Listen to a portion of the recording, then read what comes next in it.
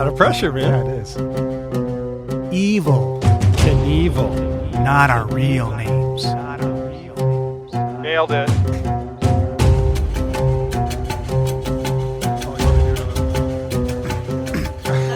Oh, you want me to do my bit? Okay, here we go. Who are those guys? You're gonna love it. It's just a little independent. That might have been too much, man.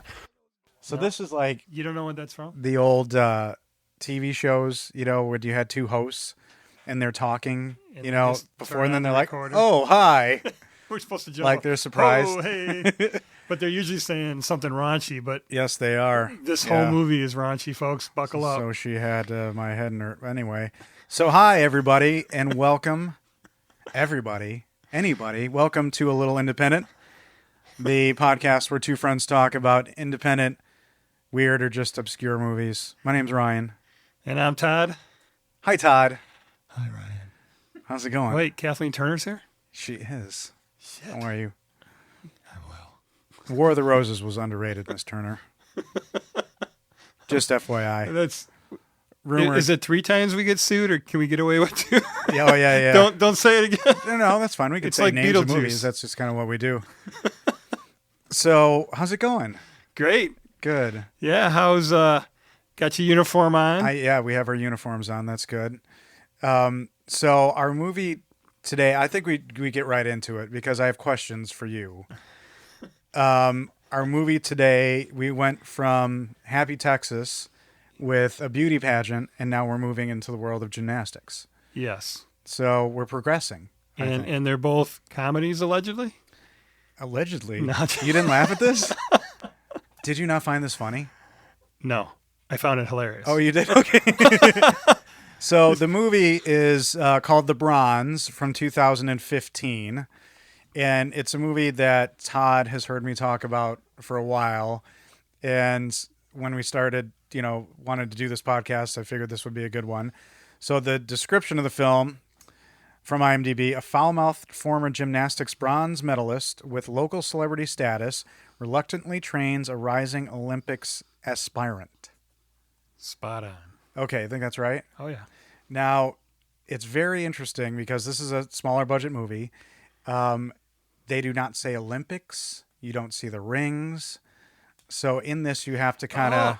They never said Olympics once. No, they can't. There's no way they could afford it. Yeah, they didn't have the rings, that's for sure. I didn't even think of that. So they kept on saying games. So Olympics, They said championships. Yeah. They said... They danced around it. But so the Olympics, do you care? Do you watch them?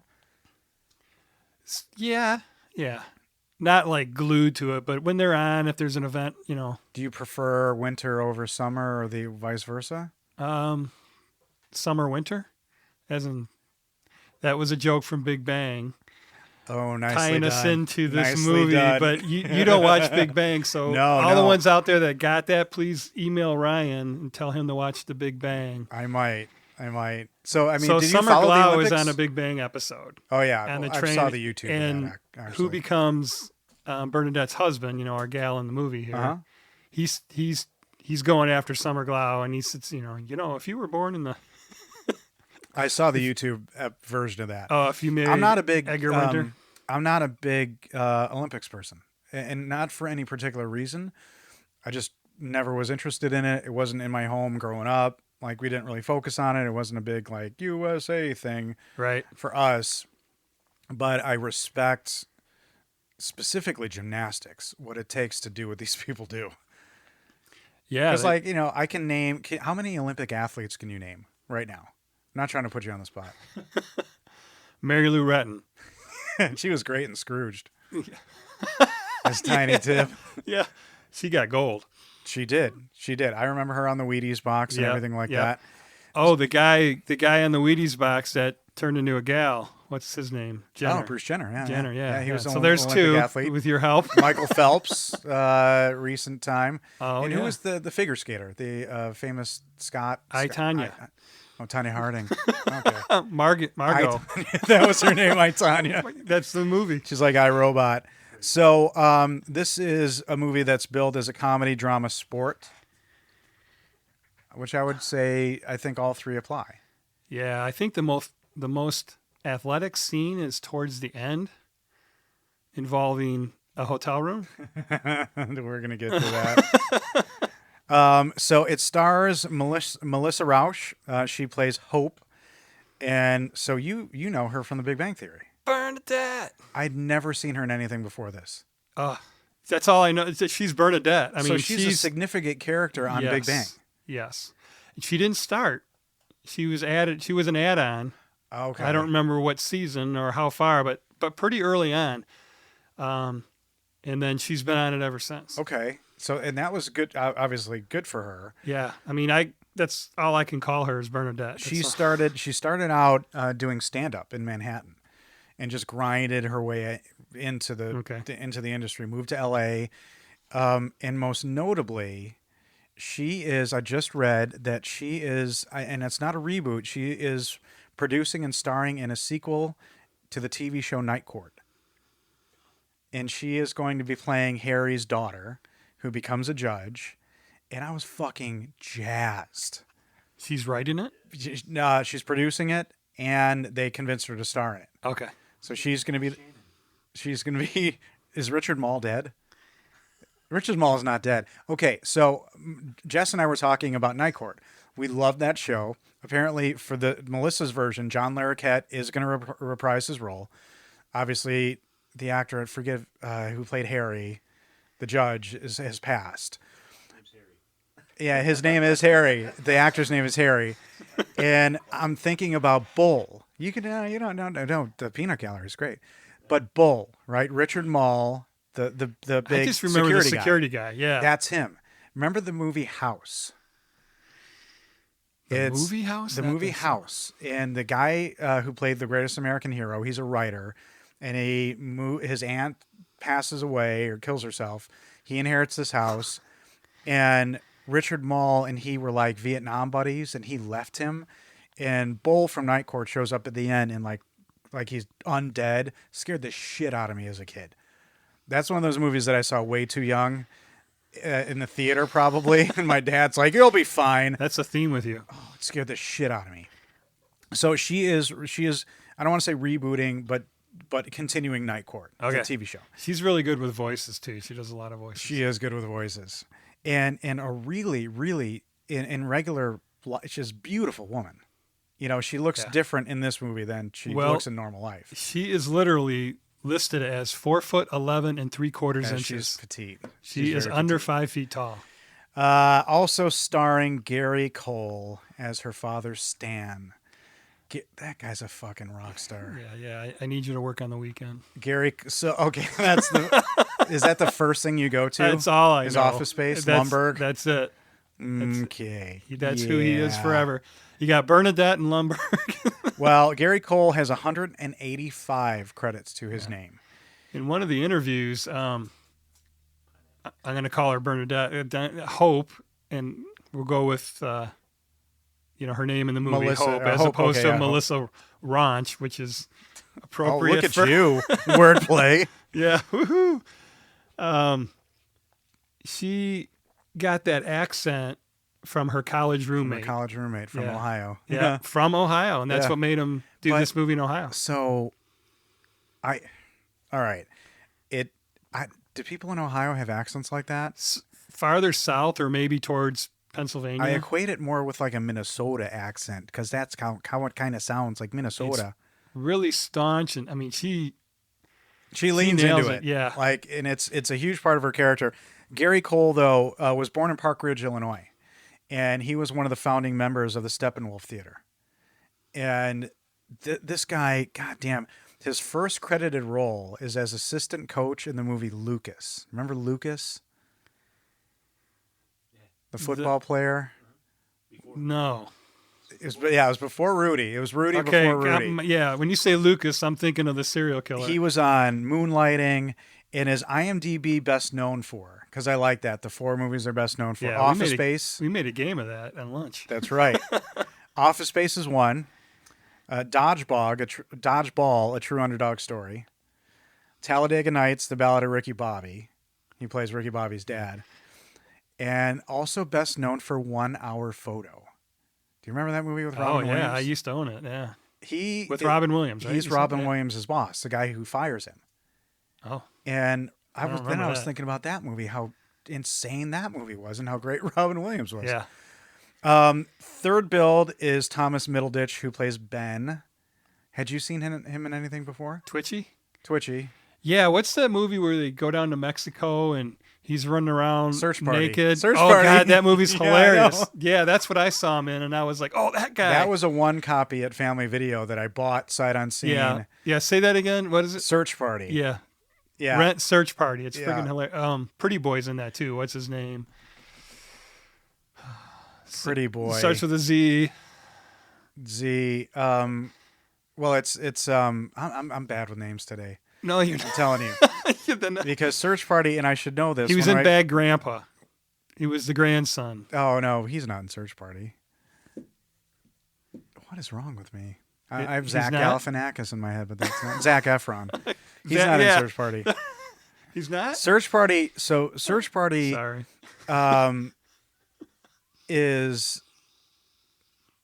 I'm literally having a meltdown in my brain right now. Wait. Adam Pally. Adam Pally is the lead in it, and then you've got Wait. my Is guy she a from real big- stand-up comedian. He's in Deadpool. Curly hair. Anyway, so Search Party's really good.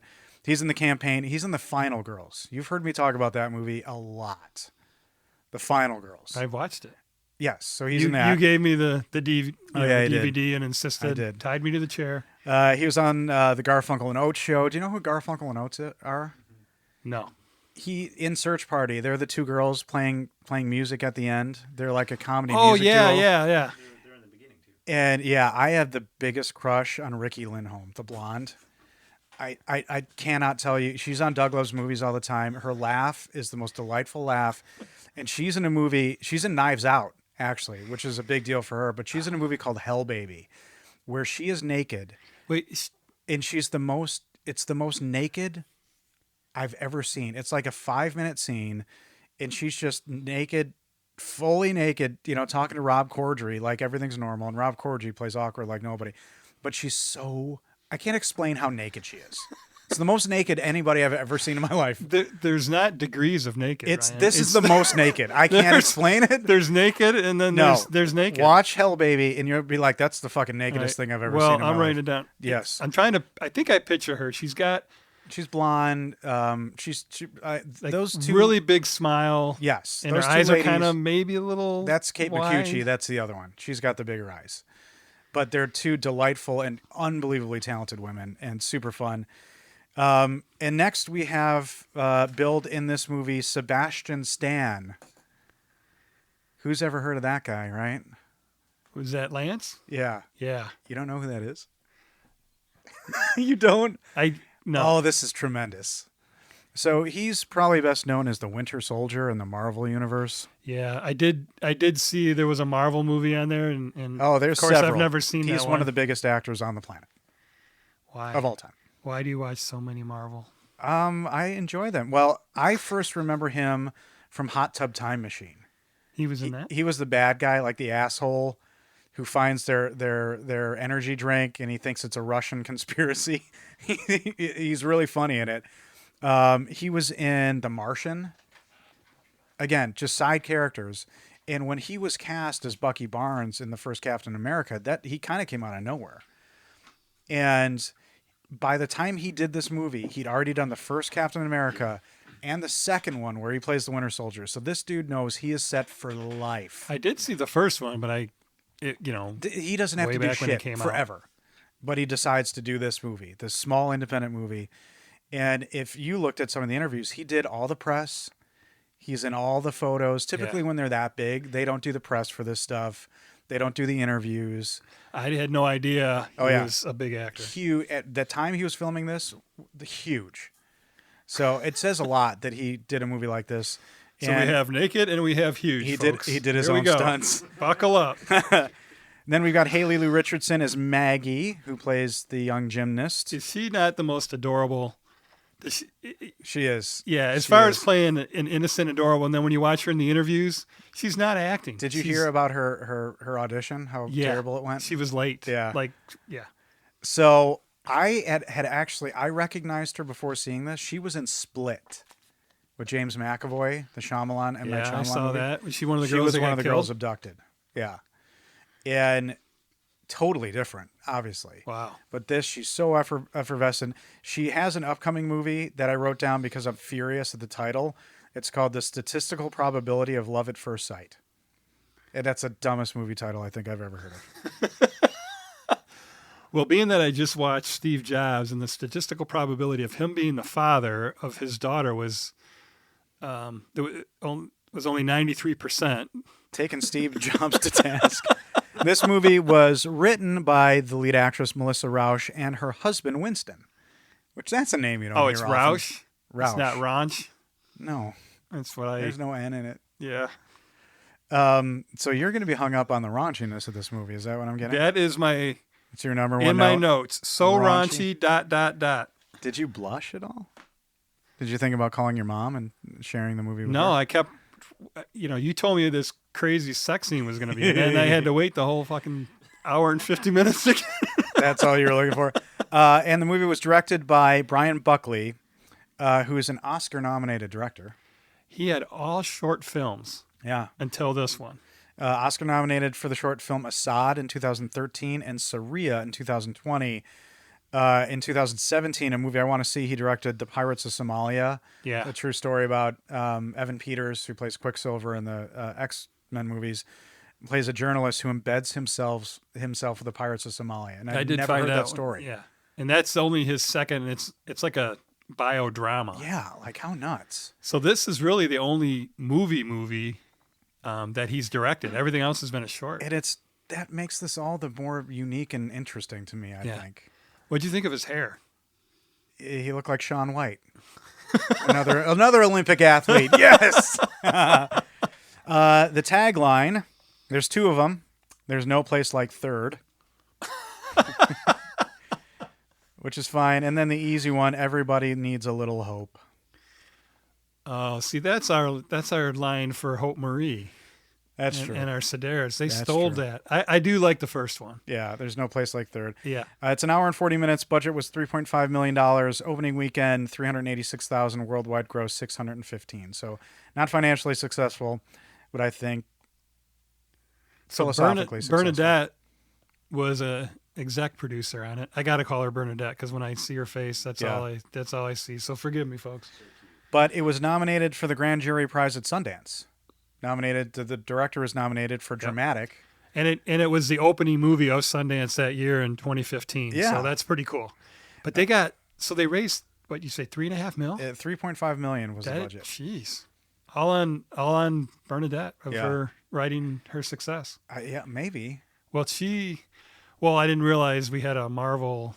Yeah. Once they universe got him on board, I'm sure the checks started rolling in a little bit more. But yeah, that might have helped raise some money, huh? Like, you got the fucking Winter Soldier for this gymnastics movie, and he's going to be buck-ass naked? Well, you know what? He read the script and got to that scene. He said, oh, yeah. Well, we'll get to that scene. But the movie was shot in 22 days and was shot entirely on location in Amherst, Ohio. So that's what I love. I mean, that's what A Little Independent is all about. It feels real. The town and everything. Because it is. It's and not all the people in the background are not extras. They're literally people who live there. Yeah. And in 22 days, so that's just filming, That's right? fast. So all the planning they had to do, all the stage, all the locations, all the money. That's fast. Shoot 22 days and then get it into post. That's fucking hard to do. Yeah, it is. So the opening scene I love. Did you feel? So wait a second. Before we get into this, Did I feel? the character of Hope Ann Gregory. What was your thought about that character and the performance? Overall? Just off the bat. Yeah. When you say her performance overall No, in the the film or character- the her character, performance the in the performance. inciting incident? No. The character, the performance. Like, what did you think about her? Oh, she was great. Because having watched this movie for fun is different than having watched it for the podcast. Because as you're trying to look at it a little deeper, we want to give the listeners more. My view of her, very different this time. And the other characters. Well, the interviews really helped with me, for the insight. helped me with the insight a lot, because when you hear the different things, you're just like, oh my God. Yeah. So the opening scene I loved, and it's very, I'd call it kind of artistic. You've got this music playing, and you've got a bunch of people seated in all black, and Gary Cole with this mustache and a baby tied to his chest Yeah. via the American flag. Well, yeah, the camera just fixates on his hand with a wedding ring, right? And then slowly goes up, and there's this little baby's face.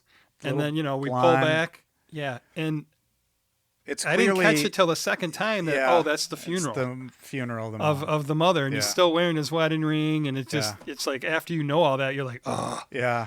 But I love the opening of that movie. yeah, And him just looking stoic and wrapped in the American Yeah. flag, a 5.5-month-old baby. So do you think they maybe should have done something so that you knew it was a funeral, or did you know right away? Did you know I immediately? didn't know right away. I didn't either till after I had seen it once and then go back. There are a couple of things, that you can tell they had short amount of time. Everyone's dressed in black. They're Yeah. all solemn. They didn't have maybe- a location. They didn't have a funeral home, so they couldn't do a Yeah. casket, and they didn't. Well, maybe the organ playing, like some type of funeral everybody in music or something. black should have tipped me off, but maybe it just didn't. Right. But it's a cool shot, and then we go into home video footage of this girl growing up, and her supportive father helping her with gymnastics, and it's clear, and Yep. it's clear that there's no mom. So I should have put the two and two together quicker, but I didn't the first time. Yeah, no, I didn't at all. You don't know what's going on the first time. And- The date in the corner, the little home. They show the 90s and Yeah. and it's really cool. And then you get to her older, and then the stern Russian coach shows up.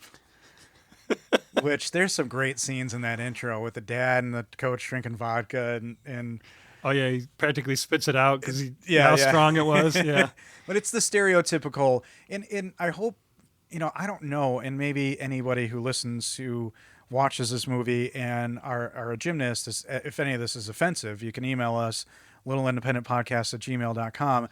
But there are some stereotypes here that are perpetuated, and I don't know if they're offensive or not. I wasn't particularly offended by anything, but there's the whole thing about the coach chastising Hope. Your boobs are coming in. No boobs. No boobs. And she's pointing at them almost like willing them not to grow. yeah, and like making an order, and then Yeah. pulls her shirt up high up to her neck. It's and like, that becomes kind of a theme you're like, oh, that in poor Hope's child. life and her self-image, which Yeah. I think is kind of interesting. Yeah, and it's funny that she's casting it because she's well endowed, She in is. real life. And you I see mean, that in the movie purposefully. later But on. that's an interesting kind of emotional tug of the movie. But then it moves to Are you 2004. proud of me? I said well endowed as opposed to. Something Yeah, pervy? I took the high road. No, you're Did not you a see the pervy rack guy. on Bernadette? Jesus. Well, Is is that that better? clear in Big Bang Theory or no? Is that part of her character in Big Bang? Well, you can't miss them. I mean, Okay. Well, good for Bernadette. So it moves to 2004. Hope Ann Gregory's 17, and you have to assume it's the Olympics, right? That's kind of where it is. They just couldn't afford to say Olympics and use the rings. And so she is on the. they only had 3.5 million. I'm gonna sound so stupid, but the long bar, the balance beam. You I should have done. you some can more name research. every side actor Uh-huh. in any obscure film, Not good with the but gymnastics but nomenclature. if it's pop culture or common knowledge, Ryan just is not down Fuck with it. So she's on the beam, and she hurts herself. And I first thought she broke her foot, Well, the crunch sound made you think, but it's not that. We find out later torn Achilles. Achilles, right? Yeah, And I want to yell Hector so bad right now but what is that? from Troy Achilles Oh, when he challenges the big Oh. fight. Hector. Okay. now you're crossing into highbrow Hector. arenas here. Yeah, that is not a Little Independent Definitely not. movie. But still good. I'll watch it. I swear to God, sometime. One day. One day. Is that the one with Brad Pitt's moist lips? or is Yeah, that- your brother-in-law Troy, my stayed up all brother-in-law. night watching it. And Yeah, he's- that's what you his did. only takeaway was Brad Pitt's lips are really moist. Yeah. So It's a sentence I'd hoped I'd never hear from another man. in the whole movie of Troy, the epic, story of Troy, that was his takeaway. It's 3 a.m. He's like 23 years old, and that was his I'm takeaway. a little concerned. Yeah. No, don't be. He's an EMT right now. The dude's fucking rad. So and his takeaway. She falls off this thing being hurt, but then this thing, it's called a beam. The balance beam. But she competes in the uneven parallel bars. Now, did that not really happen in the Olympics? So there was an Olympics. I know I knew don't hate me. Yeah. I want to say Kalmanich. I don't know. There was some little gal. Nadia. Yeah. But she I'm did not it with like a 100% broken but ankle. It wasn't on the. Yeah. But her last event, because you're allowed to do it twice. So she did it the second time, but it was the. See, now I did it. But she did this. It wasn't the high bars, that though. real person did this with like a broken ankle or something. Yeah, and landed on one leg. And there's footage of it, and it looks like. But she did the agonizing. vault. Yeah, the vault. vault. Yeah. Okay. And on this one, they did the high bars. Okay. So maybe it was keeping from being sued. I don't know. Yeah. But I knew it's interesting how it paralleled that, and Hope does a good job. She sticks the landing, and did you hear the commentator say, "Do you believe in miracles?" Like the 1980 Olympics for the hockey team? Yeah. I thought that was kind of cool. And we find out that she wins the bronze medal. Yeah. So then we pan back to find out the fade? That something else is going on while this video is being watched. Can you not say what's going on? Something else. There's a little rubbing going on. The fade? I thought it was an anxiety attack at first. The way this fades, you as the viewer are watching home video footage, and then you watch stock footage of her in the Olympics, and it cuts to her watching herself in the Olympics furiously masturbating. Yeah. I mean, it's Bernadette is rubbing one out, folks. She is stirring the macaroni, and and she's just like. And then they do a fast cut, like TV Bernadette. And do you notice that when she hits her pinnacle, she puts her arm out, kind of like she's dismounting, or like she just did the landing? Yeah. She's sticking the landing. She's reliving the moment. Yeah. So I'm gonna watch this movie. I'm like, okay, the tone is set really quickly because she's got these bangs, and I think the movie sets the tone right away. Then does she grab Claritin? I was going to ask you what you thought it was because it's in like an over-the-counter package, right? I think she grabs allergy medication. Yeah, crushes it up and snorts it, and then puts the little tube that she snorts it with on her trophy, like next to her nightstand. Yeah, like she does this. She does this every night. Now I didn't look. Do you get high from snorting Claritin? Whatever that was, it was, Or maybe this is a more effective way to get her allergy medication some in type her body. of Oxycontin, maybe some type of like painkiller. right after a successful masturbatory session. I don't know. And so we're pretty sure it was successful. So yeah. She succeeds, and then we watch her go to a mail truck, like a post office mail truck. MAIL, and she is rooting through the mail and stealing money from envelopes in the mail. And this truck is in her own driveway. Dad's making breakfast. We're assuming this. Do you see him in a postal uniform right away? Yeah, he's there making breakfast, and she sneaks out and breaks in the back of the truck. Yeah. Well, I think he's making lunch because it's grilled cheese that he's making for by the time she gets up in the exactly. Yes. But I don't know. He hasn't went out on his postal route. I would think it was morning. I think he's back. You think he came home? But all the mail was back. in there. This is additional. I don't know the machinations of the post office.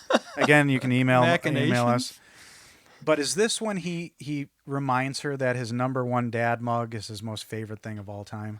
Yeah, I think it does get introduced there. Remember when you made this for me? And he just does it out of nowhere. But that grilled cheese that he makes for her has a face on it. There's eyes and a smile. And right away, you're thinking something's up. And not nefarious. Because Gary Cole, I have to say, the actor could have played this way creepier. But he doesn't. He's calling her Hopi. And it's really clear that she's maybe a stunted individual because her room looks like a little kid's room. And trophies everywhere. Like, you don't know what's up, but like something's weird. Who makes a grilled cheese like this for your clearly 20-something-year-old daughter? Yeah, probably 30-something. Probably 30. Yeah. Right. And then we get her introduction with her just screaming at him. She's, Grilled cheese. She's I said so- hamburger helper, you fucker, or whatever. So mean to him. Yeah. It's Oh all the my way God. through. Yeah. So then Well, she, it's like a spoiled child syndrome, but she's 30 years old. So you get the raunchy talk and the sex talk all It's- mixed in with it. I guess she It's shows pretty you who brutal. she is right away. Yeah. And she's an Olympian. Now think about this. A medal winner. Yeah, and like you could say the bronze is that's still the top 3 in the world. Yeah, and she did it on a torn Achilles, so she was like the miracle child. But she never did anything else, and that's the problem for her. Yeah, she Anyway. well, we'll find out she tried. Yeah. Yeah, to go again. And so she's upset with the grilled cheese, so she goes to the mall. And she goes to Sbarro. Yep. And this poor guy at Sbarro who rings up her order. And this mall's got to be in Amherst because it looks like a throwback 1,000%. to the 80s. I mean, this is not a current shopping mall. This This thing poor is guy at old. Sbarro says your total will be 9 something. She's like, "Excuse me? Yeah. Check the wall, son." Did I say Diet Coke? Check it. The manager comes out. He's like, "Oh, you don't know who this is. She's on the wall. Apparently she eats free at this mall." Yeah, Everywhere? all over town. Then the diner. So She eats free in the everybody in diner. this town is enabling her, including her father. And this is we'll get into it, but I think there's some like abuse going on here. Like this is criminal. With the enabling. Yeah, the enabling. It seems like it's Amherst, child abuse. Ohio, and it's their only hero ever. Yeah, that's true. That actual Sbarro closed shortly after the filming of this movie, by the way. No. Yeah, it did. So if you want to, did go the to mall Amherst. close? No, it didn't. Just that Sbarro. Okay. Didn't that happen in our mall Well, too? when Do we we get- have a Sbarro? Yeah. Because I'm getting hungry. Like I haven't had Sbarro in forever. Oh, really? We still have a Sbarro. It's still we in have our it mall? on good authority. In Traverse City, We should Michigan. go right after this You can. because I remember Sbarro being pretty good. Yeah. Yeah, it was a pizza joint in the food court. I'm not picky about pizza. So she's in the mall, and so she's getting free stuff. She goes to the shoe Yep, store. free shoes. So she, Free weed. but she buys weed from her shoe store guy. No, that's free too. Oh, he gives it to her? Yeah, because he's like, you're not a customer. Yeah. And they couldn't do Foot Locker. Obviously, they couldn't do the referee shirt. So he had a T-shirt that said "Comfort Specialist" on his shirt. Did you see that? Yeah. Yeah. Well, I wonder what Foot Locker has something. I don't know what it says, but Yeah. So this is so generic. is it rip off of generic. that? Yeah. So again, you're teeing up this kind of privileged, spoiled person. Mm-hmm. But then a bit that kind of took me aback is poor Davy, this old man, in his motorized chair that apparently just spins in circles. Because it's broke. And Again. she says, "Is your chair busted, Davy?" And she gives him money. So that Yeah, it's the like a little. The embezzled money, or you get not embezzled. You got to employ. Oh yeah, the yeah. embezzled. She The could have been stolen putting money him out at of risk. out of the Because stealing from the US mail, mail ladies is and a gentlemen, is a federal federal offense. offense. But, and we find out later that she gets $500 a week as an allowance anyway. But it's kind of a kindness. You're like, Yeah. okay, she cares about this guy. That's kind of nice. So now she's at the local diner, and this is where we're introduced to Maggie, so Maggie is a young gymnast. What are your thoughts on her? You looked at some interviews, so you've got some insight. Because Maggie doesn't talk like everybody else. She No, talks like she's from LA or something. She does state she's not. She's there. She's not from there. That she came there to train with Yeah. the Russian. But yeah, she's just a sweet, innocent Bubbling, girl, effervescent. always happy, always bubbly. But Hope is her hero. Is her hero. And then when she does she sees her in there and then goes back and then does the backflip cartwheel on the street. all the way across the front window trying to get her attention. Yeah. That was nice. And Maggie comes into the diner with Ben, who played by Thomas Middleditch, and Ben kind of reintroduces himself to Hope, and he reminds her that his father co-owns the gym with Coach P, and that's when she's like, he has a facial tick. And he didn't at that up till then until she seems to bring it resurfaced- on. Yeah. She And calls she's like, him, "Oh yeah, you're twitchy," and that's what she calls him. yeah. So that part just cracked me up how he could do that at will because it looks involuntary. Well, I don't think it was, again, I don't think it was offensive. It wasn't over the top. It was a character trait. It was kind of endearing because they don't use it for comedy. They use it for comedy once. There's a couple times. Yeah. I thought once, but it's not offensive. It's, you know what I mean? Like, it's not done that way. And when she defends him later, I think it's kind of cool. But when she comes home from the diner and her dad's sitting in the living room reading a book, did you notice the name of the book? No. It's called Saying No. Oh, yeah. I did. I do remember that now. Because he said he knows. Clearly. He's got to get out of this. And then we find out he's going to be retiring. But he's been enabling this girl for 20 years. Now, this is when you start thinking, like, this is negligent. Think about it from the dad perspective. I get it. Mom died when she was a baby. She went on the Olympian track, so that's her whole life. Insistence. We find out later that the Coach P didn't want to train her the second time. So the dad, I'm like, he's culpable. This is negligent. Well, the second time was the failure where she didn't get there. Right. But again, it was at the dad's insistence. And maybe it was because he thought his daughter wanted it. But she is in a state of arrested development and delusional to the point of psychosis because of him. Well, he is reading the book. He's trying to say no. So this is when dad confronts her about the stealing. And this is another one of those painful things where she knows she's doing it. He says, you're stealing. It's a federal affair. No, he says, my boss is finding, mail missing from my thing. And she's like, so suck less. Right. When she knows she's fucking doing it. Yeah, there is so many one-liners in this. I mean, it's a gold mine. It is. And I'm not going to drop it. I want people to watch the movie. But this is where we find that dad pushed her to go for another medal. And he says, I was wrong. We were wrong. And she has the line, it's worse for an adult to be wrong. So and he agrees with her. You start to feel, this is why her performance, I think, is really good. You may disagree, is when you start to kind of see behind the curtain a little bit and feel a little bad. Yeah. In a way. They did a great job with the writing. I mean, there is a deep underlying current through this whole thing. Now, forgive me if you disagree, but I think the best relationship in this movie, the top relationship in this movie, is the father and his fish, Bradley.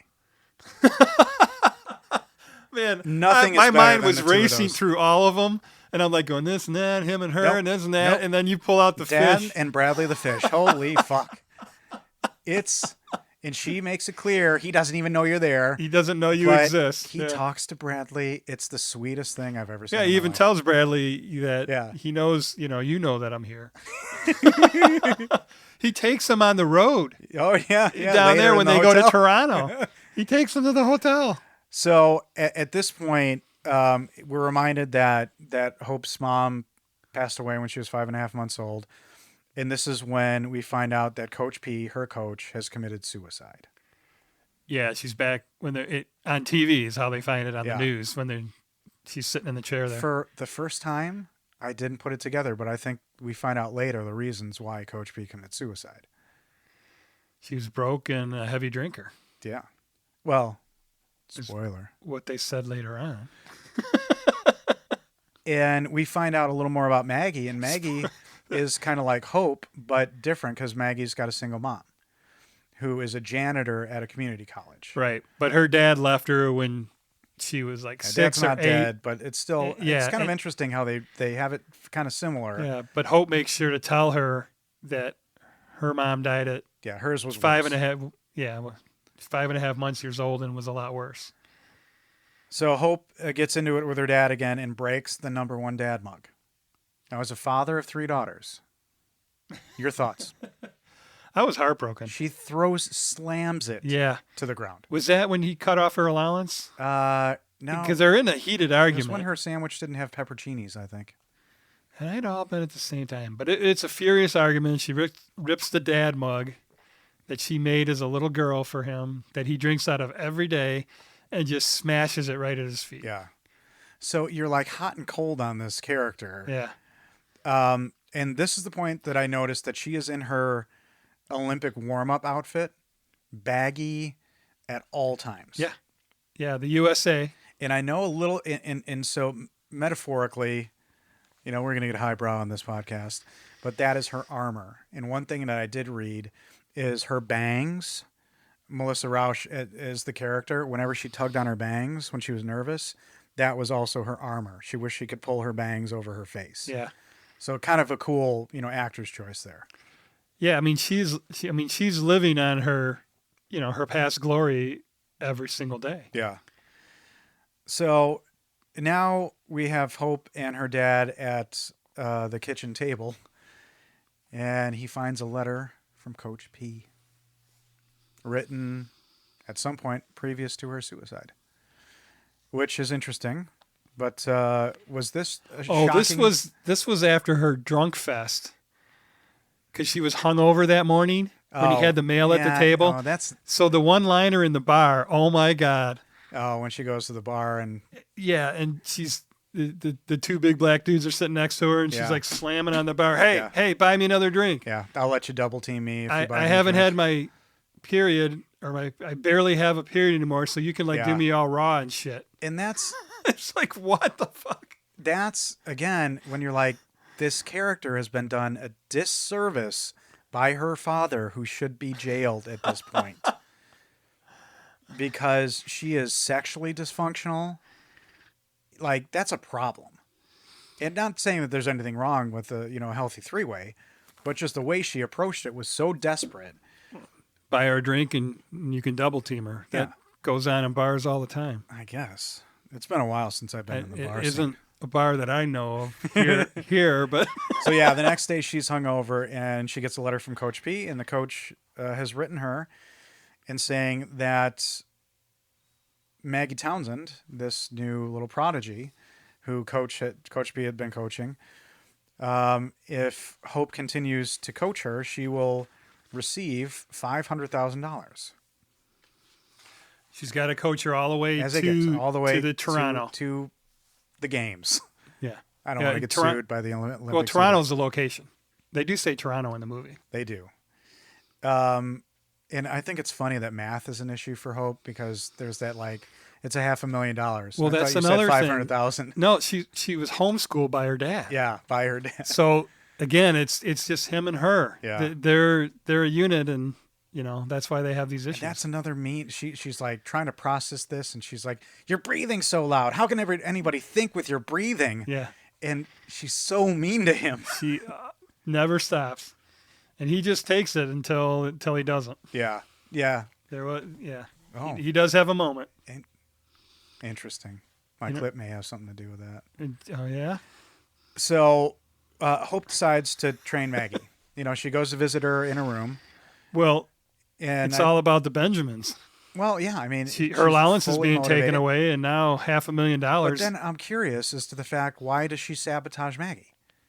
Because Maggie is going to get all the attention, and she's going to be a has-been. She's not going to get free food. Hope's she's not going to get her money if she doesn't take her all the way. It doesn't matter. The letter said all she has to do is coach her through Toronto. She has an interesting to the end of her run. It didn't matter what place she came in. Did you notice in Maggie's bedroom, her door handle was all up in the middle of the door?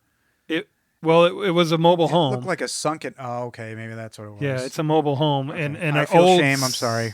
70s mobile home with the wood paneling. I feel shame. I'm sorry. Well, the scene in their bedroom is pretty cute. Yeah, I can't believe Hope Ann Gregory... Do you notice that Hope Ann Gregory, her initials are HAG? No. And then I never realized it was Annabelle as well until one point somebody calls her that it's short for Annabelle. So... Hope decides to train Maggie, which I think is great. In their first session together, I think is kind of interesting.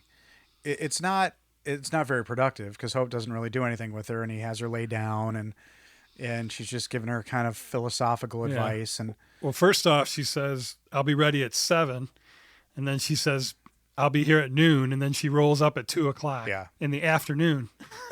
Not shocking from what we know about her to this point. Yeah. Well, all she's got to do is coach her as far as she can go, and then she gets the money. But that's why that's in. So if she sabotages her life can go on the same way as it always has. But the next scene, they're at the diner, And I love a setup like that where it's just full of junk food. Yeah. And Hope is like, you got to eat all this food. And Michael Phelps eats 12,000 calories a day. Yeah. And that's when Maggie said Coach P has a no boys rule. And again, Hope, trying to sabotage her, sees a boy at the counter. That she's giddy over. Yeah. And puts them together. You guys got to bang right away. Exchange numbers. Rub your crotches. She says it really raunchy. Yeah. Yeah. And again, you guys will watch the movie and you'll hear some great one-liners. So, showing our age, and they exchange your numbers, I expect pen and paper to come out, right? They hand each other their phones. Yeah, that's what you do. And then rap-a-tap-tap, and then she goes, oh, he's kind of slow. And then she's giggling the whole time because she typed it in a lot faster. I would be like, what kind of phone you got? All right, how do you pull up the...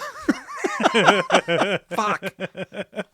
The girl's gone. That's okay. Then you would have asked for some paper from the waitress, and it would have been charming. And like, it's so rustic.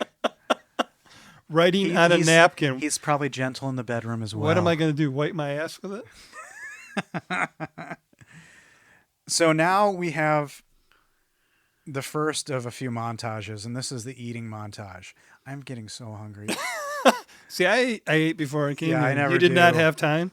No, but Hope is taking her to this one Pizza. I mean, they're eating, I don't know what they're eating. They're like every fried food known to mankind. Yeah, and it looks like a lot of sloppy joes. Well, like a huge mozzarella stick. That's she the takes first it, thing she goes, she here, eats, shove this in your mouth, using the whole phallic symbol. Yeah. And it's a fun scene, and it just makes you hungry. Yeah. That's all. That's all we can say about Did it. they already have the scene where she tells her to shut her mouth? Shut your cock hole. Yeah. Yeah, that happened.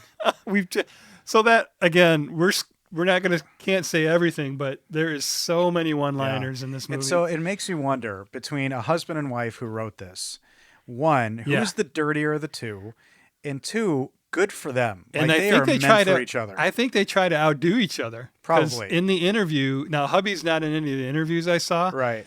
But when Melissa, not Bernadette, is describing their writing and stuff, and especially, the big scene, we'll call it, that everybody talks about, they were trying to outdo each other. Yeah. They were making bullet points and trying to up it, and I'm like, meant for each other. yeah, Perfect. I mean, that night must have been hell on wheels there. They must have. Well, they didn't say that broke they tried something. it out themselves, but so Come on. After the eating montage, this is when Hope, and we know an Olympic evaluator is coming to evaluate Hope or Maggie, that Hope puts, I don't know, a half an ounce of weed in Maggie's shake for that morning. The whole bag. It's huge fucking buds. Drops it in a blender. So it looks like a wheatgrass blend. It must have tasted like horseshit. I can't imagine the smell of that. And Maggie is probably an innocent, so she's maybe never done weed before. and But it had a lid on it, and she's drinking it through a straw. Okay, whatever else was in there. Let's say there's yogurt in there, some banana, that much weed. It must have tasted. That would have killed a horse. I mean, she poured a whole friggin' She bag would have in died. there. Maggie would have died. But it's a movie, and it's good that she didn't. But she was catatonic. But she's high as shit. Doing her routine. She's up on the bars going, wee, wee. Who wouldn't, though? Yeah. Right? But she can't do anything. And she's clearly gained a dangerous amount of weight in a short amount of time. Yeah. Because they put a little fat suit on her. And old or Lancy something. boy goes, what did you do to her? She's got a beer gut. Well, now we meet Lance the fucker Tucker, who is the Olympic evaluator played by Sebastian Stan. And from moment one, you're like, douchebag. Yeah. And he does it so well. Yeah, you hate him. I like him as an actor. And okay, so we're pretty far along in this movie, and our girl Hope has been just such a bitch. Yeah. But I like her, and I'm not. Why? Do you? Yeah, I do too. We're rooting for her. I do too. I think it's just because of the mom and the child star. And It's not enough. It's not enough to like her. I think it's the actress. It's the accent. Yeah. It's the whole thing. But it's so And as raunchy. soon as she comes up against the villain of the movie, then that kind of, you're like, okay, I get it. But Sebastian Stan plays Lance Tucker. And do you think they competed at the same 2004 games, right? He won gold and silver. Yeah, and he deflowered her. And yeah, Yep. She says he popped her cherry, and then the dad has that great line That about is such don't a give him that beautiful power. line. I don't even want to say it because it's such a great line, but Okay. and so Lance is shocked at what happens to Maggie, and doesn't give her a good grade because she's There's high. no grade. She couldn't. She He didn't just even, leaves.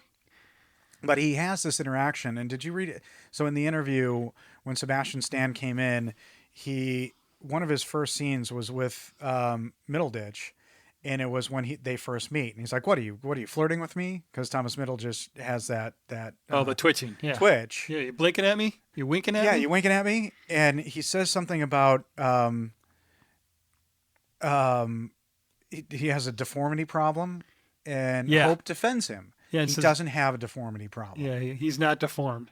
And I thought that was, again, you're starting to, she kind of comes Her, back. her arc is starting to Yeah. take a little form there. And then Lance said, he doesn't like his water, and he's like, get me a Fiji or something that's pH balanced. What a dick. Oh my God. Yeah, because he's got to be more of a dick Yeah. than That's Hope true. is. That's true. Yeah. And that, to this point, is... It takes a lot. Yeah, you in a got to short really amount of roll time. it on heavy. Yeah, that's funny. So then he goes straight to Maggie's mother Yeah. to take over her coaching. Yeah. And then Hope finds out she's not going to get the money if she doesn't coach her all the way, so she goes barreling after. Yeah, she takes it serious. Yeah. And that's, again, you get the history. So Lance popped my cherry. She talks to her dad. Don't give him that power.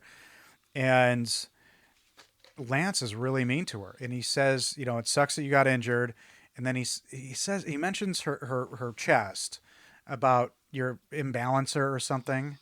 And she says, I didn't get boobs. I didn't want to. I had other things to do. And she wears these baggy clothes. Well, she's still taping them down. Delusional. Yeah. That she thinks that she could have the power to not get them because she had other things to do. Because that's when you're like, and maybe this is the psychology. Well, she's major just in plain me. old lying because she knows at that moment they're taped down. Yeah, and she and Ben talk about that. And now she goes home, and I think this is the meanest she is to her dad. Okay. When he says, "How's your day?" After the confrontation after with the the mother, confrontation, and she gets to coach and Maggie, Maggie she says wins. she's going to stay. Yeah, yeah. She goes home, and that's the meanest she is to her dad. How's your day? Oh, so many questions. And she says, do you want me to ask about your day? And he's like, yeah, it would be nice. And then she's like, oh, how was your stupid day? Yeah. You were running the mail. But You know why this one gets you, Ryan? Can I tell you? Can I be the psychologist in this? I don't know. Part? You know why? Of all those scenes, that one gets you. It's because she was behaving like a 14-year-old. Interesting. Not mine. So far. And if she does. No. So this is when you see her become motivated. And I think it's kind of a cool pivot, right? Uh-huh. Like she's motivated to really work hard. And this is when she's like, Dad, wake me up at 6 a.m. Yeah. And she yells at him about that. And he wakes her up, Hope. And she punches him in the face. Just slugs him, gives him a right cross. But what the sound effect on that was so beautiful in Gary Cole, right? Is that Gary right? Cole. Yeah, he does it. He takes it on the chin. And here's the thing. I bet you same shit. Like it's happened before. Okay, he's woken her up from a drunken stupor, got punched in the face. And there isn't a scene in Big Bang that happens, but it's not her. It's Penny. So Penny and Leonard are in bed together, and they have the ring from My Precious. Oh, they got one from the actual movie, and Sheldon's coming in. He's trying to steal it, and Penny wakes up and screams and slugs him. Oh, I mean, it's almost like none of right these names out of that. mean anything to me. Well, Sheldon, everyone maybe. out there. But are there other parallels from that show in this movie that you saw? Yeah. Well, didn't I say one earlier when we first started? I don't think so. Because there was another one, but this one reminded me of that scene. Interesting. Yeah. I mean, and you kind of saw the punch coming, and then again, the dad's reaction's like, okay. Yeah, but the sound effect was. But she got up at 6. And now we have another montage, and this is the training montage set. I'd like to Ace of Base. Little 90s music action. Oh, okay. That was not a band that resonated with you in the 90s? I know. I guess I've heard that name about like you've heard Sheldon. I saw the out sign. of my And scenario. all that she wants is Okay. another baby. I know that song. And I thought that was kind of a cool, way to do. And that's when Maggie says, I want to do my routine to classical music.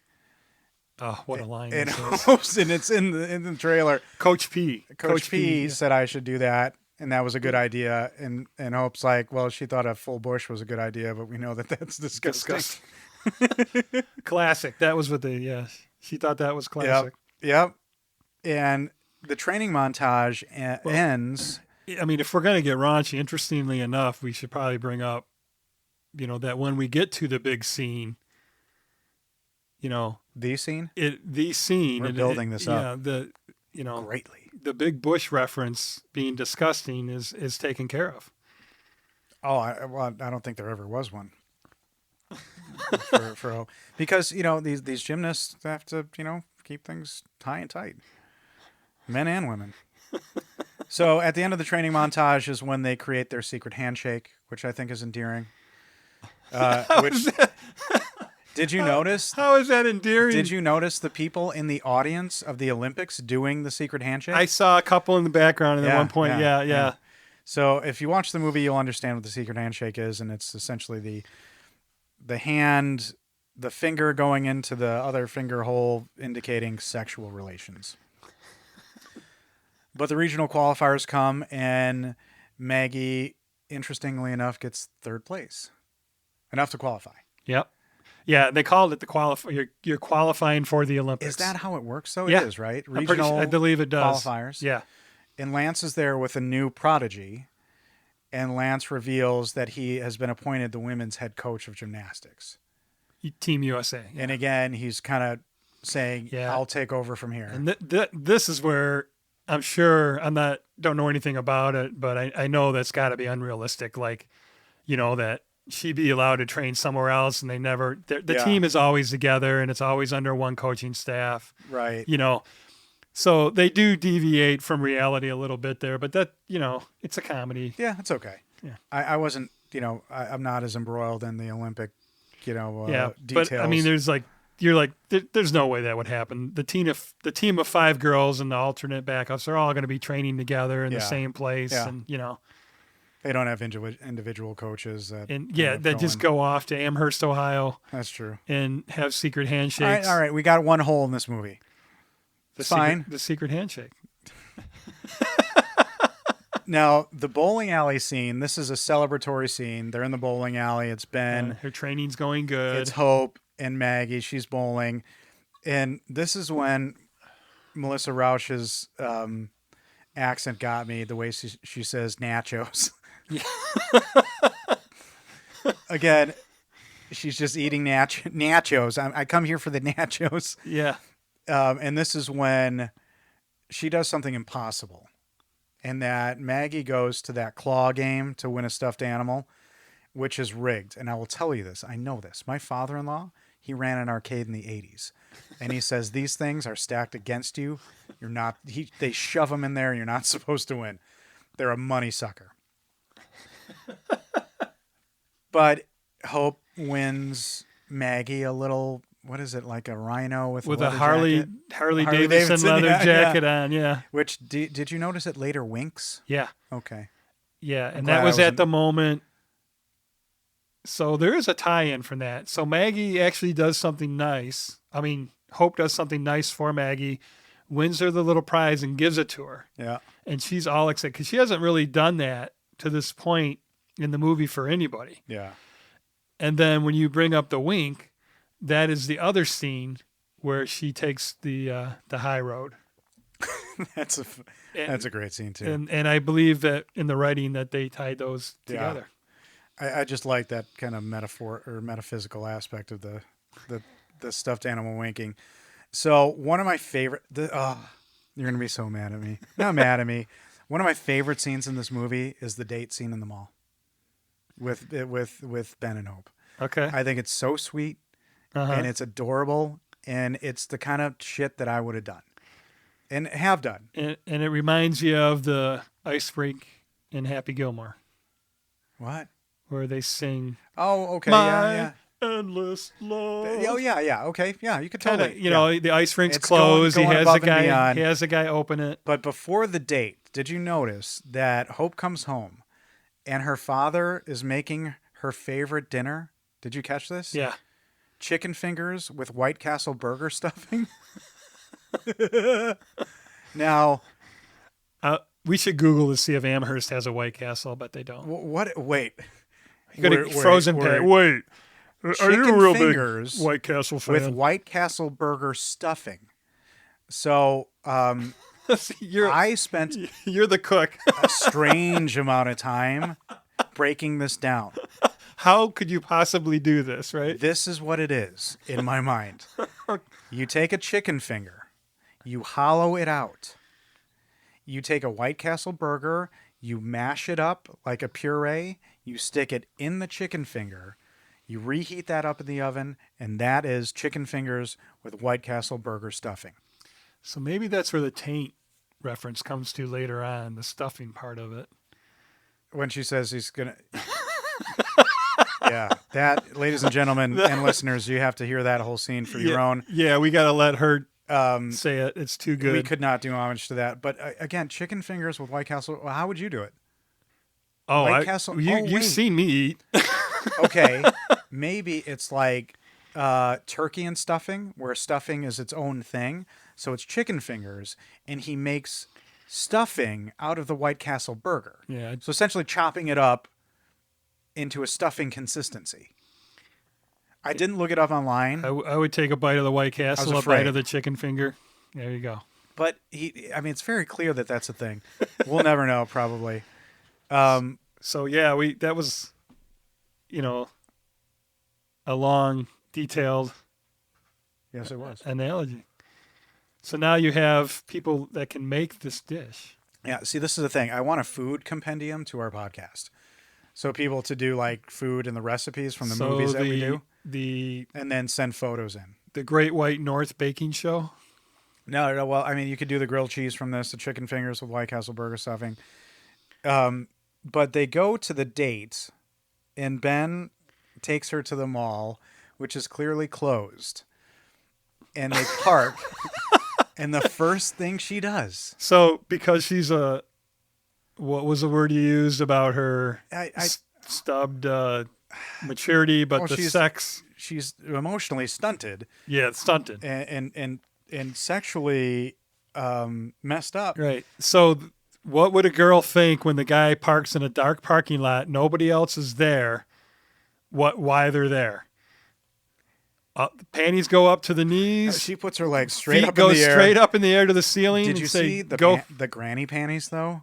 I just saw it was like huge. Rolled up white. I thought it was like she had a parachute in her pants. It just...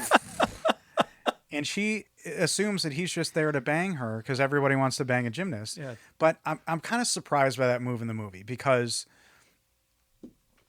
Ben has been nothing but kind. He's not predatory. He's shy and he's sweet. So that kind of, I get it for the comedy, but it didn't play for me. Well, the parking lot was just pitch black and there was nobody there. I mean, what about him to that point sense. made you think that he's just taking her there? And to he didn't fuck even in the park up parking by lot? the door. He like parked way back. So it made sense to me because of her mindset. But she was, yeah. I thought you just wanted to fuck a gymnast. So that's not the case. He's saving it for. He's saving himself for marriage. Yeah. Which again, and we just stare at each other.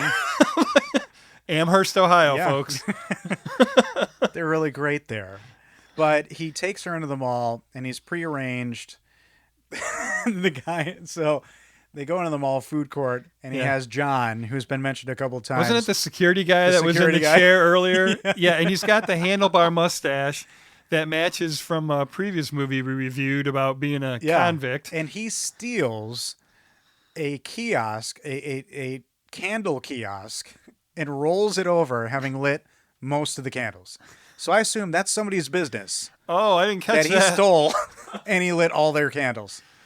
Oh, because he steals later on in the Truth or Dare. Yeah, but I thought it was really sweet. I didn't think catch that. This date is really like a sweet thing. Well, he says, I know there's only 2 places you like, and the diner's closed, so he can't get in there. So he makes the arrangements for them all.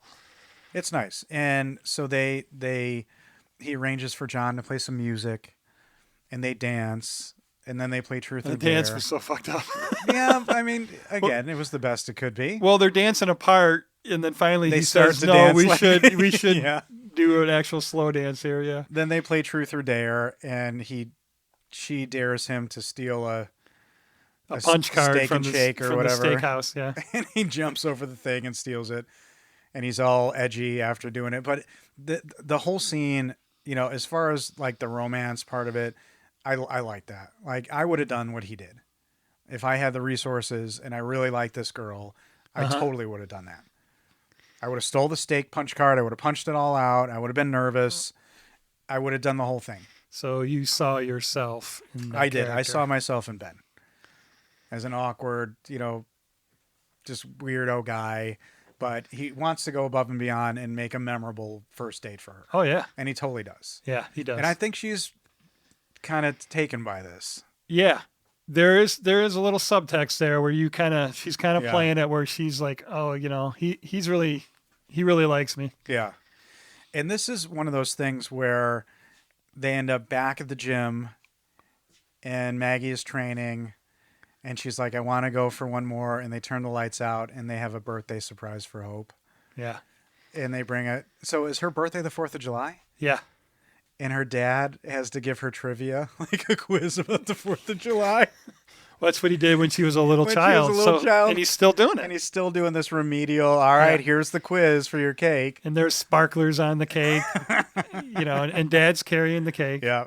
Now, this is talking about what she was doing for her physicality was when Ben is with her. They're after their first date and they're kind of, connected. This is when he asks about her taping her breasts down. Yeah, there's another Truth or Dare session. Yeah, they're having Truth or Dare. Yeah. And he asks about this. And it's funny, the list of guys. She's like, "Who told you? This guy, Jerry at the gas station."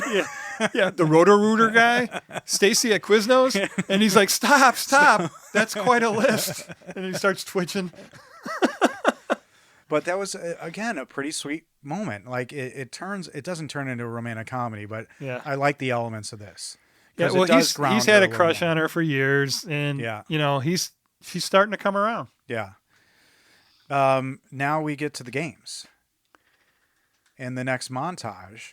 Now, I got to wonder, is the actress, Haley Lee Richardson, is she doing any... Because it looks like she may be doing some of this stuff.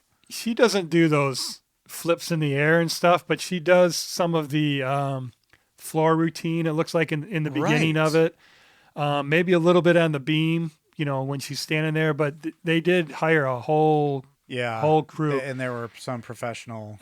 There were a lot of gymnasts. Yeah. And we'll talk about the big scene and who they hired for that. But I was pretty impressed with what I think maybe Haley Lee Richardson actually did for this movie. Mm-hmm. And a lot of it's blocking. She runs off screen, and Yeah. I'm sure it cuts to different things. But Yeah, when you really watch it closely, you can see where the cuts are Yeah. and when it's a gymnast. Yeah. and this is when I was like, these are amazing athletes. The things that these people do, The stuff on that beam is insane. yeah, That beam is unbelievable. 4 inches wide. Is it? Yeah. That's nuts. That's nuts. And it's about, I don't know how high off the ground, 3 or 4 feet. And why- it bounces What? a little bit, What depending on attracts how you to floor. that sport?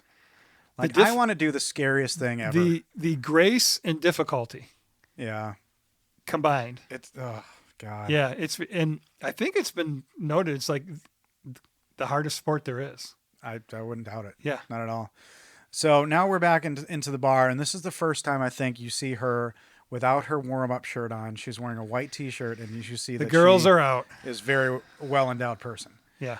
And her hair's relaxed a little bit. So she, Ever since that date scene when She's he took her taken her hair armor out, off. she let her she didn't have her hair pulled back. and again, she's a really the act. She's a really, really pretty woman. But this is a big reveal, and it's very casual because she's talking to Ben, and she doesn't seem to be searching for a double team at this point in time. No, it's something triggered her before that. I can't think of what it was. But when she's at the bar drinking and, Lancey boy shows up, something had triggered her to, something had happened before that, triggered her to go to the bar and drink. Ben reveals that Coach P was broke and the gym was going under. And he says it really casually, like he expected her to know that was the case. Oh, yeah, I got ahead of you then. I thought you were at the bar scene after this. No, this is the thing before. So this is the trigger. And she immediately puts things together. And this is when we get back into her dad's room. This is my clip. And he's got the portable goldfish. He's going to take Bradley to the pool. And he's worried about the chlorine content. Again, best relationship in this movie. What's Dad's first name? Stan and Bradley. Stan and Bradley. But Hope comes back to the room, and she suspects something's up, and there is a confrontation. Now, the clip is a little long. Now, this is a special clip for me because it's a clip that I recorded when we were going to do a totally different podcast. Do you remember that? No. Weird. Okay, the first podcast idea we had? For this week? No. The first actual podcast we were going to do. Oh, yes. I thought you meant for this week. No. You want me to name it? No. Okay. It's okay because we may. We don't want to give it away because we may still do it. So this is the clip that I was going to do for that particular podcast, and it works for me in this because I could do any number of her funny lines or her vulgar lines. Wait. You were going to pick this movie to be Yes, I was. the beatdown of the... Yeah, I was. So this is the confrontation between Hope and her father when Hope realizes that something may be up with this whole $500,000 deal. There is no money, Hope. The fuck are you talking about? I wrote the suicide note. You killed Coach P? No. Oh, I wrote the letter after I heard that Coach P had killed herself.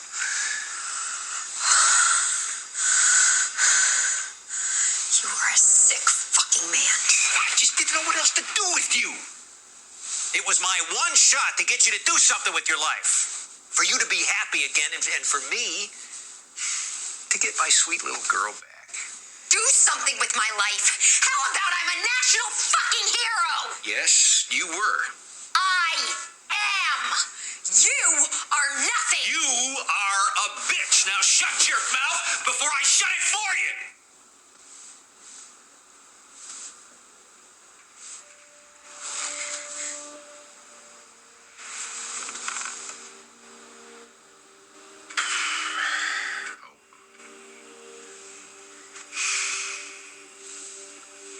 You got injured.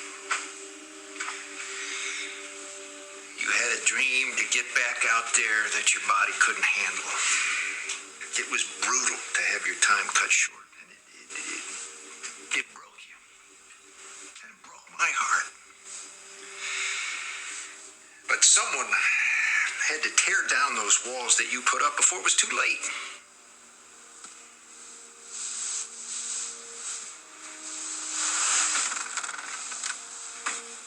I'd say I was sorry, but I'm not.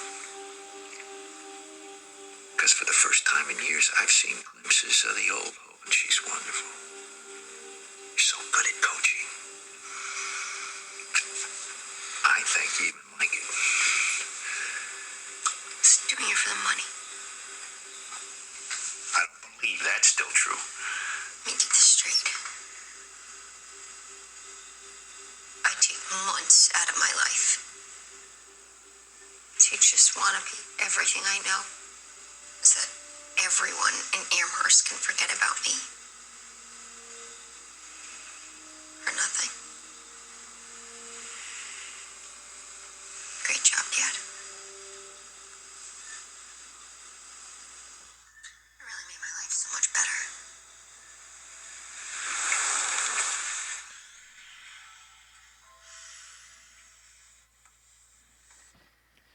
Oh, So that's a scene that kind of comes out of nowhere. oh, And Gary Cole is so good in that. yeah. And when he lashes out at her and he calls her a bitch. Well, it's the first time he really, I don't want to say stands up to her, but really like does the father thing. Yeah. Says, look, you're doing this. This is what's right, kind of Yeah. thing. And she's taken aback. You don't, when there's that silence there, sits down on the bed and she's kind of in shock. Yeah. Because Dad's never done that to her yet before. But what a diabolical fucking plan to pretend Uh-huh. like to write the coach's Yeah. suicide note. Well, and she's right. I mean, Yeah. everything she said about, let me get this straight, this wannabe is going to take everything from her. But again, she was never given the opportunity to be a rational person. She doesn't have the tools to handle this as an adult. So of course she's going to freak out. Yeah. And she goes down to the bar and drinks a slippery nipple. Yeah, how did I, that was the trigger. A White Russian. Is it? I Yeah, thought there was because whipped cream on top. no, of it. Lance says it. It does, but he says a White Russian. White Really? Russian doesn't have a whipped cream on top. I don't know these It food does. drinks. It's cream, it's Kahlua, and it's vodka. No. I thought, Haven't you ever seen The Big Lebowski, dude? yeah, but I don't. Oh yeah, he drinks White Russians. Yeah. Well, she probably asked for whipped cream on it because she's. Yeah, she probably did. She's Yeah. Hope. Yeah. So she meets up with Lance in the bar, and let's just get to it.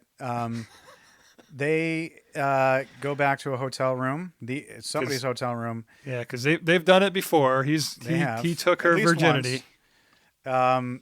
But this sex scene, it's between two The big scene. Olympic athletes, and so I A told gold, you, a gold, a silver, and a bronze. and he's got a tattoo right over his dick. It's the necklace. It's the red, Yeah, white, right and blue over his necklace dick. going around the navel down to the crotch.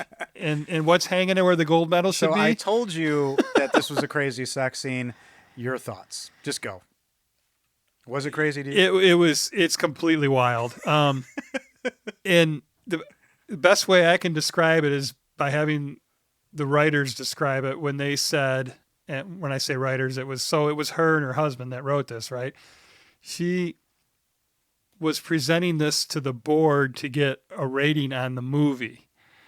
And they wrote it all out in great detail and sent it to them. And they said, yeah, just send us the clip. There's never been a gymnastics sex scene before. So just send us the clip and then we'll give it the rating. Yep. So this, apparently, they wrote together, husband and wife, trying to outdo each other. So you probably already know, body doubles. Just one. In one of the interviews, there was a guy. No, Sebastian and a girl. Stan did all of his.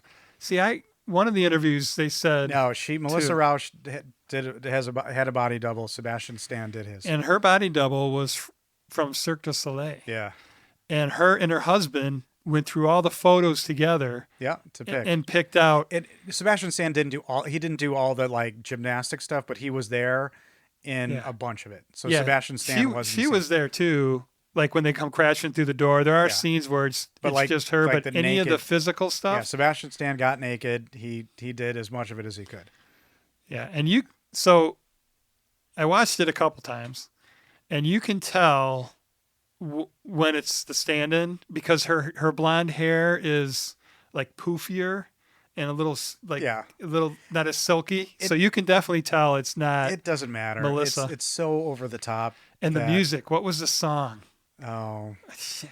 yeah, that's a good call. It Yeah, was I something. forgot. I should have wrote it down. And so the rings that were hanging by the window, Are still there, folks. yeah, You they- can drive to Amherst, Ohio right now. They were in an accessible room. That was a real room at that yeah, hotel. it's a handicap ADA room and there were rings.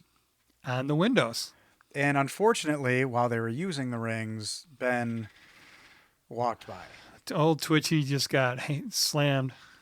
Yeah, And he walks by the window. That's I mean, you walk in on your girl, maybe it's old missionary or whatever. That's got to be the worst way. Not holding right? on to The rings with worst her way. face planted into Yep. the window, just Yep. getting hammered. It's again, it's that scene comes out of nowhere in a way and is so funny. Yeah. It almost feels like it doesn't fit. It almost feels like slapstick. But I didn't mind. Well, it is a comic scene. I Yeah. agree. Oh, it's super funny. Yeah, it's you're just like going, The way they're, oh my they're God. flipping each other over and The pommel twirling horse. each other around. So, yeah, he uses her as a pommel horse at one time, so then lands behind her and starts drilling. Yeah, it's, And then, it's funny. Yeah, But, the upside down against the wall. so that was Sebastian Stan's second day of filming. Yeah. Yeah, he's Just like, here I am, folks. Just getting to know the crew. That was his second day. How do you do? Holy cow. So this happens, and they have, they're still Maggie's still competing, and you have the confrontation between Ben and Lance. And Ben stands up to Lance, and he says, "You're a stupid jerk face," or something. And Ben tosses Hope aside. He's like, "I know what you did." And so there's that kind of tension. And that's when Lance yells that he's the god of gymnastics and he's Zeus, and he's having his freak out. And he just did what he did just to be mean and use her. Yeah, there's Just for fun, just to have a go. well, so Twitchy breaks up with her because he knows that, and then they have that confrontation. During the confrontation, he tells him, "Oh, are you two together?" And he's like, "No," because they had just broken up. Yeah. And he's like, "Oh, well, she's a bad lay. She was a bad lay in Yeah, 04. she's She was a bad lay in last." 04. And I'm like, "What? We just spent an Okay. entire 2 hours talking about how incredible that gymnastics sex scene was. I mean, Building up to the big scene, it right?" couldn't have been bad. I don't know. Lance's standards must be so incredibly high if that was bad, I guess. No, that's just the level of Yeah. dictum he'll go Yeah, to. he's just an asshole.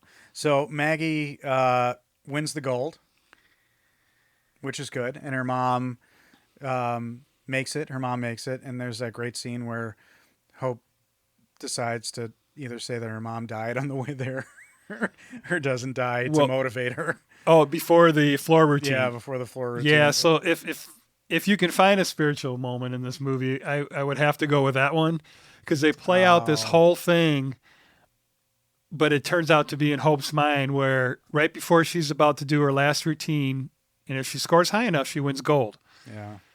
And she said, "Where what did my mom say?" She doesn't know her mom's there. And she says, "Your mom died in a plane crash." On the way here. She's with, welcome to the No Mothers Club. And then she, freaks out and can't perform. That was filmed pretty well because I thought Hope was really happening. saying that. Yeah, they really did it. And then, But what cut does that to, say about Hope's character at that point?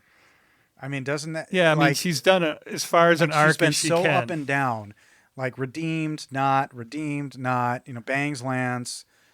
Poor sad Ben is the saddest thing. Thomas Middleditch plays sad really well. And with his tick, it makes him and knowing what he did to make that first date so special for them. Yeah. I don't want to sound sappy, but god damn it, I would have done that and I would have been fucking furious if some guy was banging my girl on the rings in a hotel room. Well, he was a gold medalist Yeah, I guess. and silver medalist. And it's permanently on his dick.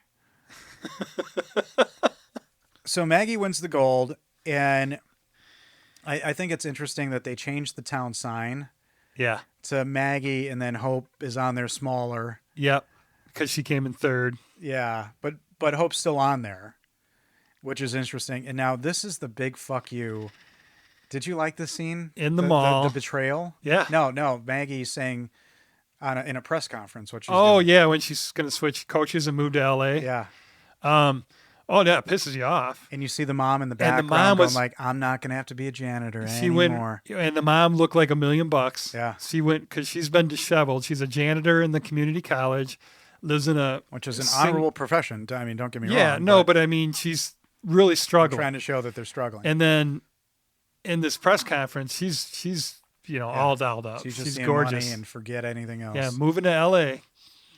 And so that's, I guess, a predictable betrayal, but it's still effective, I think, emotionally in the movie.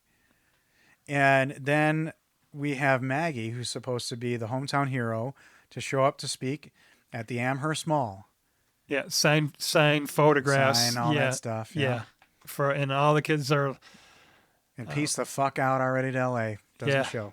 again, our security guy, Yeah. John with the handlebar mustache. That's not coming. And then, did you hear somebody yell, "I drove all the way from Akron"? Yeah. All the way. I don't know how far it is. I didn't look, but it's far. It's still in Ohio, but yeah. And then Hope decides to get up, and she makes. What do you think of this speech at the end? It's her arc completing itself. She now accepts that I am a coach, and she says, "I am Coach Hope." Yeah. Yeah.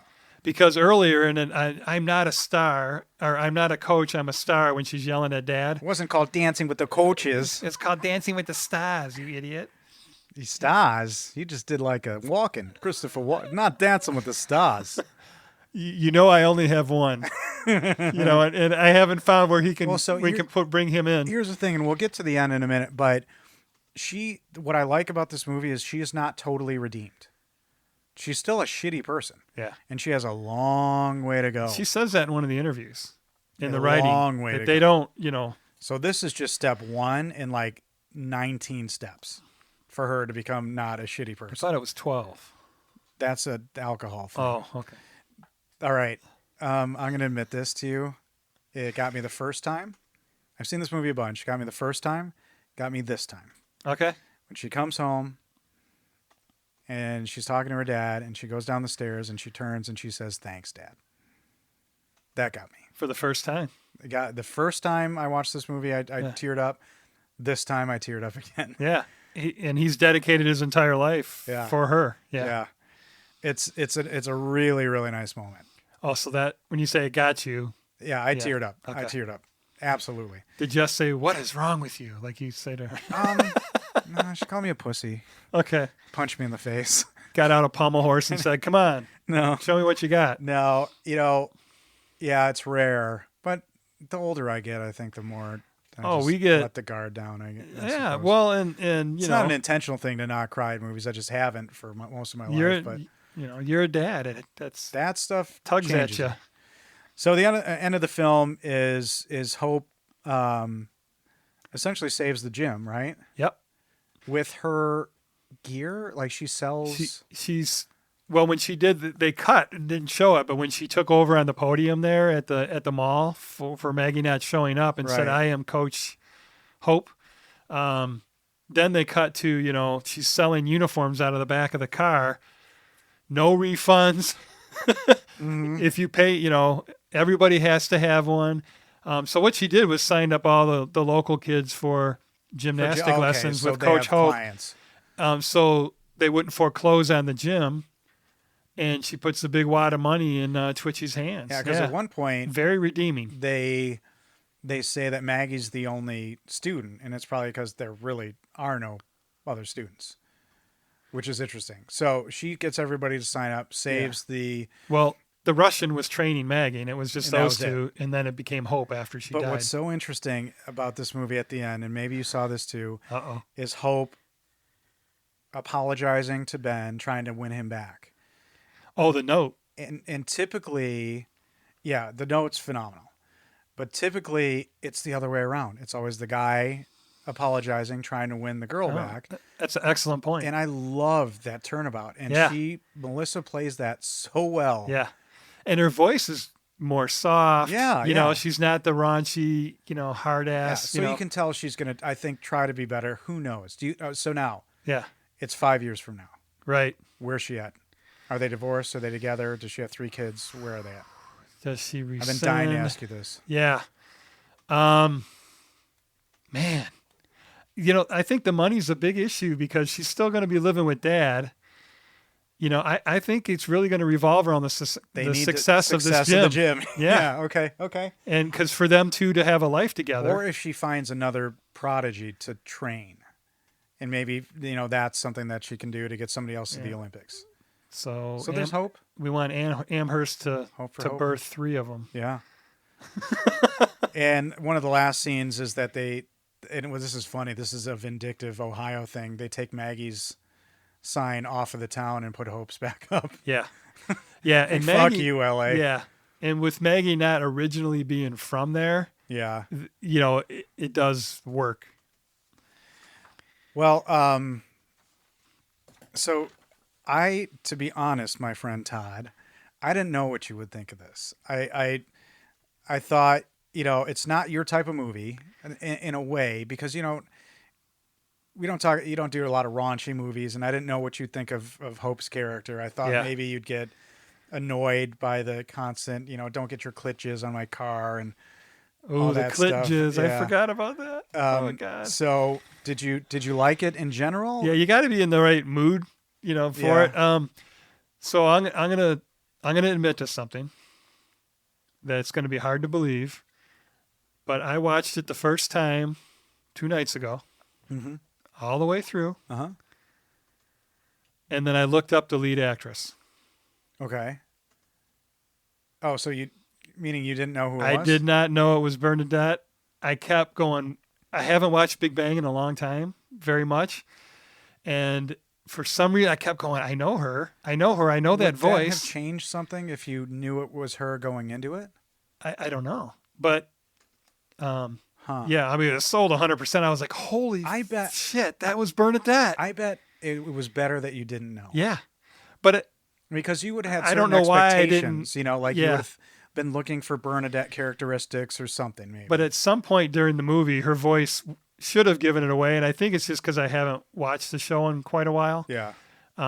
Because her voice is just, Yeah. Yeah. When she does the harsh stuff, it's pretty classic. Well, this is a fun movie. I like it. So we're going to do some reviews to close up here. Going to start with a bad one. This is a 1 out of 10 on IMDB.com. And here we go. And I actually have 2 good ones. They're shorter, but how they're written, I may struggle because they write like crazy. So I'm going to do my best. But here's the bad one. 1 out of 10. And it's titled Some Kind Of. This movie is better than a bag of rocks. I'll give it that. But a gymnast? My crush rented this movie from Redbox, and she's about ready to punch it. All right, well, that's good writing. She's about ready to punch the movie? Punch the Redbox machine. I don't know who's the crush, a guy or a girl. She's about ready to punch it. Don't make your next crush mad by renting the mediocre at best movie. Such a shame. This movie will maybe want you to feel like you're a sack of potatoes too. All this jumping around and nonsense. How about this? Go read a book with a bath bomb or something. Sorry. Who wants to know about Heather the gymnast? Heather? Heather? What the fuck? Who wants to know about Heather the gymnast? Obviously, you goons on here giving it 10 out of 10. I wish the director could pay me a visit so I could complain some more. They want me to write 10 lines, but it's easy to do, seeing how this movie is so bad. Christmas is coming up, so parents, I better not see this thing in my stocking. I might have to disown myself from the family. You guys are going to create a civil war between Olympians and basic white girls. Is that what you want? A civil war? Just stop the distribution now. Thank you. Wow. So he still lives with his parents. He or she? I don't And he know. it sounds like he lost his girlfriend over this because the movie was so myself bad. and the family. Create a civil war between Olympians and basic white girls? Wasn't there a Civil War hero Marvel movie? Something was this guy Captain in America Civil War? Yes, he was. And he doesn't know it. This was 2016, so it could be. Yeah, it could be a reference to that movie. It's probably not. No, you're giving him a lot more credit than him his or her. Writing shows. Who knows if this is a him or her? Or no? Well, it sounds like a male. I'm not going to say the name. All right, here we go. 2 good reviews, 10 out of 10. Very funny comedy. Please bear with me. I tried to practice this earlier, and I didn't have time. And I don't know if this one is a bot. You're gonna stick that landing, Ryan. Okay. I have laughed from beginning to the end, and have never felt boring during this movie. If movies could be as good as this one, it would be heaven. I don't understand why people can write bad reviews or give bad rating to this movie. It's maybe not a blockbuster, but if you want to have fun watching a small, funny movie with special people and special story, this movie is made for you. Should I read this in a Russian accent? I hope this movie can have success it deserves. I really want to say a big thank you to everybody have worked on this movie. It makes people feel good. I shouldn't do that. That's just how I see it. It makes people feel good to see this kind of comedy, which looks like low budget, but actually we can feel there is love and passion behind this movie, thanks to have pay attention to all the details and bring us this kind of fun in the life. I'm so sorry. I have laughed from beginning to end and never have feel boring during this movie. It just felt like it was written by That's Natasha from Bullwinkle. Yeah, there you go. And finally, we have a 10 out of 10.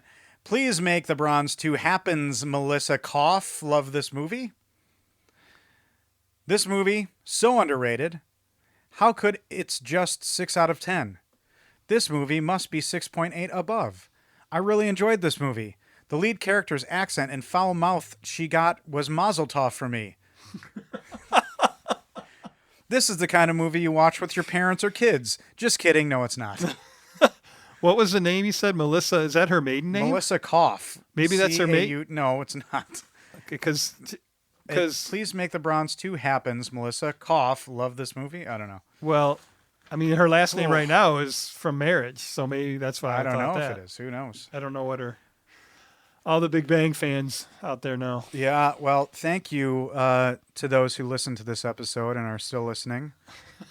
Email us if you're a gymnast and have any insight as to whether this is an offensive movie for gymnasts at a littleindependentpodcast@gmail.com, because I'd like to know. Again, I don't think it's offensive. It shows some really great gymnastics, and all I can think of is, holy shit, these people are awesome at what they do. Well, offensive in what way? Because Hope's such a mess, or Yeah, maybe. I don't know. I mean, Olympians, if you think about it. know- What if you're like a 15-year-old Olympian? you do give up your childhood. What a nightmare you are in school. Can you imagine? Yeah, I mean, like the teacher's like, we're going to do this assignment. And you're like, I just won gold for America, not doing shit. well, These kids have to be the worst. and all they do, I mean, they train. They train true. through injuries. They, Well, so- what a nightmare they must be in high school. But anyway, I'm glad you liked it. Oh yeah, I enjoyed this little independent. It was a little independent. Yeah, Well, Todd, thank you for this episode. And hey, Ryan, yes, Todd. we will always have Monty Doro. Who are those guys? You'll love it. It's just a little independent. You love it. It's just as Like- little independent. You know what I mean? You're about to say You'll love it. It's just a little independent. You're gonna love it. It's just a little independent. Yeah.